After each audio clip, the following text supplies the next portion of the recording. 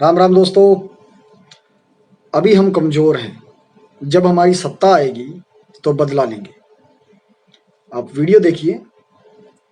ठीक है। तो सर एक बात बताइए, आप जो ये फैसला आ चुका है तो अब इसके बाद आप मतलब क्या चाहते हैं कि अब क्या होना क्या चाहिए? चाहेंगे, कमजोर हैं, क्या करेंगे। मेरे हाथ में जब लाठी आ जाएगी तो वो नचाऊंगा मैं भी, जैसे ये नचा रहे हैं वैसे मैं नचाऊंगा। हम लोग कोई लड़ाई झगड़ा नहीं हाँ। करेंगे, हम लोग सही है। कोई हाँ। दंगे फसाद का कोई मतलब नहीं है, नहीं सब शांति। फैसला दिन है तो रात आएगी और रात है तो दिन है। इस समय रात है तो दिन आएगा, तो मेरा इंतजार करिएगा सर, मतलब इंतजार करेंगे। अल्लाह जो है आपका का बदला जरूर ऊपर वाला लेंगे। करेगा। हाँ, बदला जरूर लेंगे। किस हिसाब का बदला ऐसा लेंगे? मंजे जैसे उन्होंने जबरदस्ती किया उसने मैं भी करूंगा। आज ने मेरे पास वो पावर नहीं है, कल आएगा, परसों आएगा, नरसों आएगा, 50 साल बाद आएगा, इसका बदला लेंगे।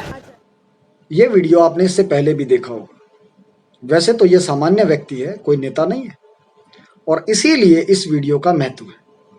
क्या इसको पता नहीं है कि ये मस्जिद मंदिर तोड़कर ही बनाई गई थी? बिल्कुल पता होगा। यह तो सवाल पूछने वाले की कमी है कि ये सवाल नहीं पूछा, या फिर वहां भीड़ का मूड भांपकर ऐसा सवाल न पूछना ही उसने बेहतर समझा। वैसे ताल ठोक के जो प्रोग्राम है उसके 4 दिसंबर 2017 के एपिसोड में मौलाना साहब शरीक थे। ये उनका वीडियो देख लीजिए आप। हमारा इस्लामी कानून ये कहता है कि किसी की जमीन पर जबरन किसी तरह का कोई मस्जिद का प्रोग्राम तो दूर की बात है, एक वक्त की नमाज नहीं पढ़ी जा सकती। जाहिर सी बात है, बिल्कुल। ये प्रूफ कर दिया जाए कि वो मस्जिद नहीं थी। मस्जिद थी, इसको तो पूरी दुनिया ने देखा। उससे पहले की जो लेकिन बात मौलाना साहब कही जाती है, मेरी एक सेकंड पूरी सुन जी, लें। जी। अगर ये कहा जाता है कि उससे पहले कोई और चीज थी, उसको प्रूफ कर दिया जाए, इस्लामी कानून के हिसाब से हम ये फैसला करने में सक्षम है कि जिसने उस चीज को ढाकर मस्जिद बनाया वो जालिम था। जितने लोगों ने उसमें नमाज पढ़ी उनकी नमाज नहीं हुई। बिल्कुल। अब इस वीडियो में जो मौलाना साहब ने बोला है वो आपको या किसी को भी सही लगेगा, लेकिन न्याय लगते इस वाक्य के साथ साथ कई किंतु परंतु लगाकर मौलाना साहब इसी बात पर अड़े रहे कि वहां कोई मंदिर था ही नहीं, और मस्जिद तो 400 सालों से सबने देखी है।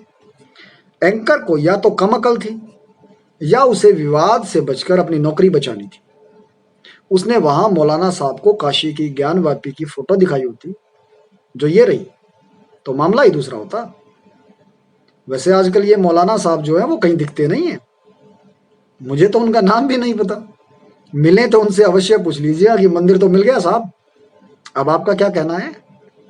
और वहां अगर कोई अगर मगर करने लगे या करता दिखाई दे तो ज्ञानवापी की फोटो उसके मुंह पर मारकर पूछिएगा क्या कहता आपका इस्लामिक कानून इस विषय के बारे में। वैसे उदाहरण कई दिखाने की बात है, और दिखाने की बात है तो वही शुरुआत से शुरू कर देते हैं हम तो, जिसकी उन्हें अपेक्षा कम ही होगी। हैदराबादी रजाकार सरगना भी तो यही कहता है ना कि वहां मंदिर नहीं था।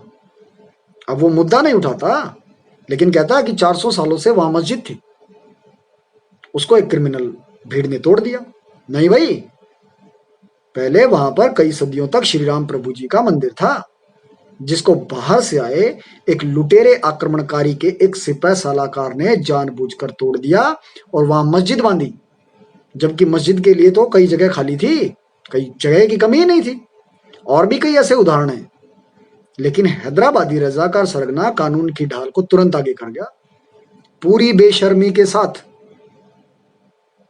अब मूल विषय पर लौटते हैं, जहां यह सामान्य आदमी बता रहा है कि अभी हम कमजोर हैं, लेकिन हमारा वक्त आएगा तो बदला लेंगे। उसको कोई फर्क नहीं पड़ता कि वहां मंदिर तोड़कर मस्जिद बनाई गई और हिंदुओं ने सिर्फ वही तो लिया जो उनका था।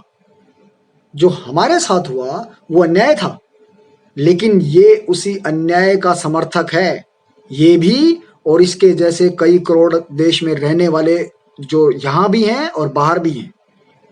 रोचक बात यह है कि ये व्यक्ति 100% भारतीय होगा, और अगर उसमें कोई बाहरी खून होगा तो उसका ये होना गौरव की बात नहीं होगी। फिर भी उसकी निष्ठा उस बाहरी पंथ से है जो मंदिर पर जैसे मस्जिद जबरन थोपी गई, वैसे ही कुछ 100 वर्षों पहले उस पर भी थोपा गया होगा। और ये उस थोपे गए मत के लिए ये समय आए तो रक्त बहाने के लिए भी तैयार है। जब तक आप इस मानसिकता को नहीं समझेंगे आप खुद को मूर्ख बना रहे हैं मित्रों। वैसे मुझे पता नहीं है कि आप इसे शेयर करके आगे ले जाएंगे या नहीं, मैं बस उम्मीद करता हूं, बाकी जो आपकी इच्छा हो। चैनल को सब्सक्राइब कीजिए, बेल आइकन को दबाइए ताकि आप तक मेरे नोटिफिकेशन पहुंचते रहे। जय श्री राम।